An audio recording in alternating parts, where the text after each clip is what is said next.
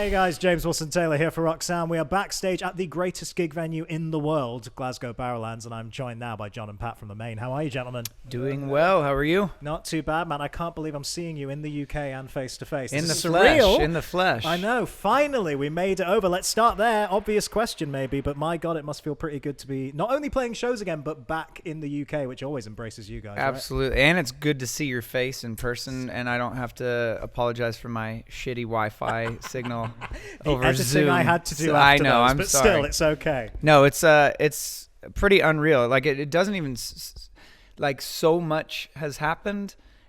It almost was like a blur that we're even here in the first place. It's just really, I don't know. We're really, really excited. The shows have been extremely great, and yeah, it's just kind of a trip that we're even here. So yeah, really, really exciting. I mean, that's something that I've asked loads of bands kind of recently when they've been getting back on the live stages like this. You guys are one of the hardest touring bands out there, but I would imagine even for you guys, after a bit of a break, take a minute to blow those cobwebs away. How were rehearsals, man? How long did it take to kind of click back into proper main mode again? Yeah, I mean, I would say, I don't know, maybe 3-4 shows in, it felt like pretty dialed in, and I think at this point it feels like we didn't miss a beat, you know, nice. After a month and a half now of doing it.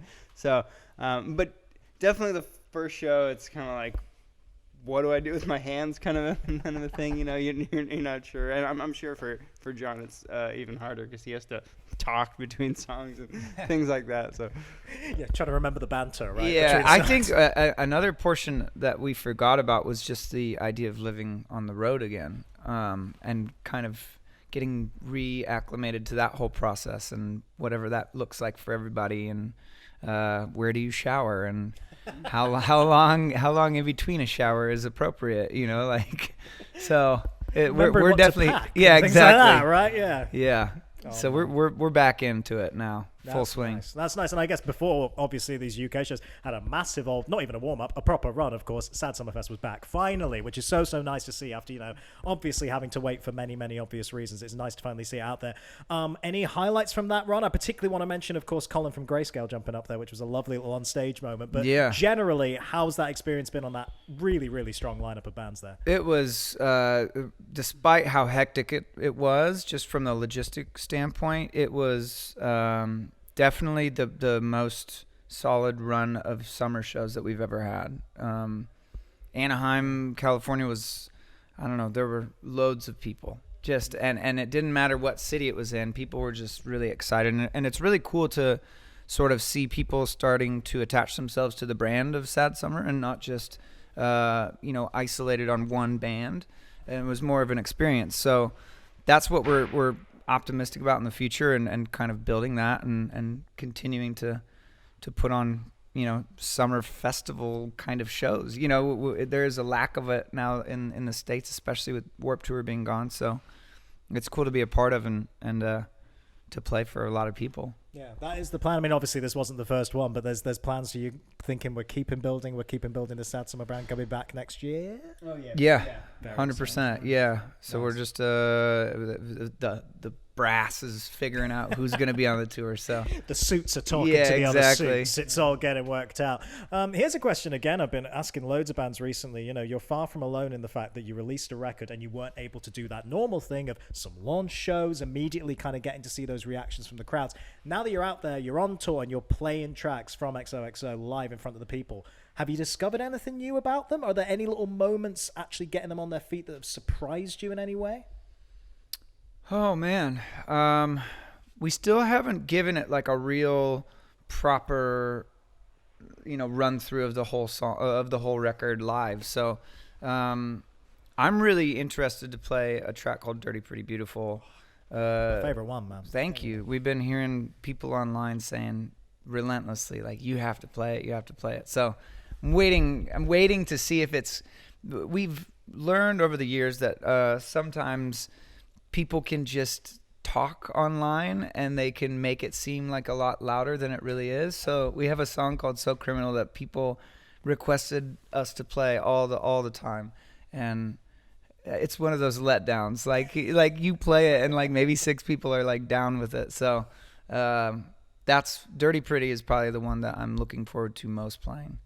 Nice. Pat, how about you? Any moments on the record that haven't quite got the airing yet, or anything that has surprised you in these ones you've been playing? Yeah.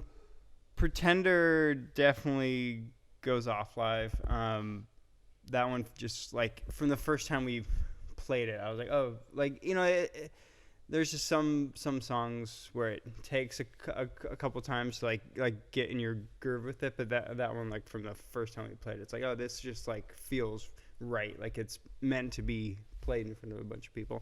So that one was exciting. And then I think we haven't done like a proper headlining like tour yet, so what's hard on a support slot when you're playing 8 to 10 songs is we have 8 albums. We have as many records as we're playing so songs. It's hard to give all the new songs their fair shot. So once we're back next year, that's when the album will get its proper due, I think. So yeah, no, it's exciting. I do want to mention that because you have played a couple of headliners here and there. There's been some side shows and then some side shows over here in the UK as well. One thing I do want to pick out on there, Into Your Arms is back in the set, and I know that when we talked around the live stream, you guys were very excited by the fact that we haven't done this one in a minute. Let's play it in maybe a slightly different way and kind of bring it out in that way. It sort of feels like, no pun intended, have you fallen back in love with that one a little bit?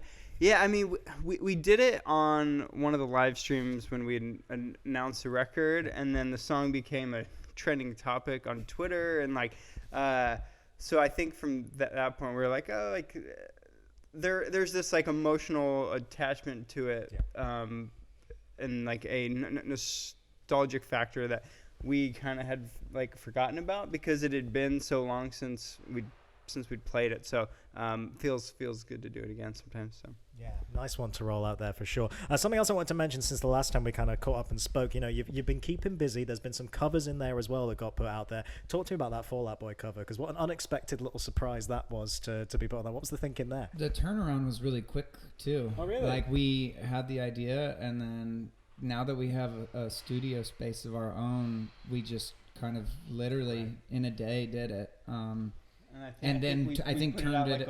We put it out a week later.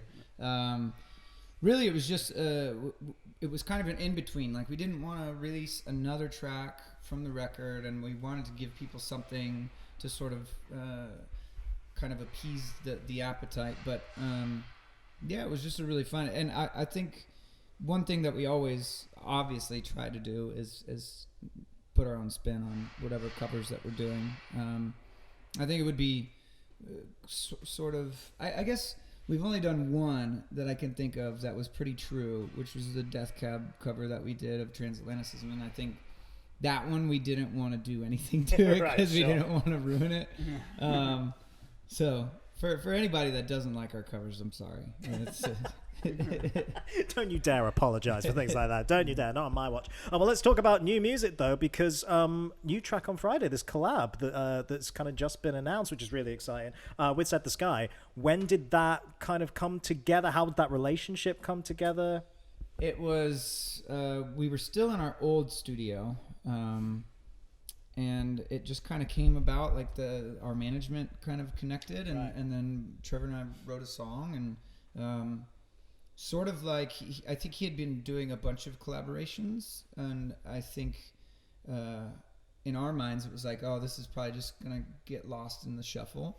And then as we kind of kept in touch, and I kept on talking to him a bit more, we came to find out that he's gonna put it out, and he just did a show at Red Rocks. He sold it out and played the song there for the first time, and I think people are digging it, so we'll see how everybody feels about it Friday. I'm really excited about it, though. Yeah, no, cool thing to have something extra like that to be able to put out, particularly at this point in the kind of album cycle and everything. And I will leave you with this. It's something that I have been, pressing this point with so many artists, because it does seem like no one stopped on that side of things when touring wasn't able to happen. There seems like there's always a lot of music in the locker. I know you guys are one of the hardest working bands out there. What can you tell me? Has there been more writing ideas since we last spoke? Are things brewing? What's going on? We have even songs that are done that will come out at some point. But like Pat said, it's like we want because we're selfish in a way, we want to make sure that Xoxo gets the proper actual headliner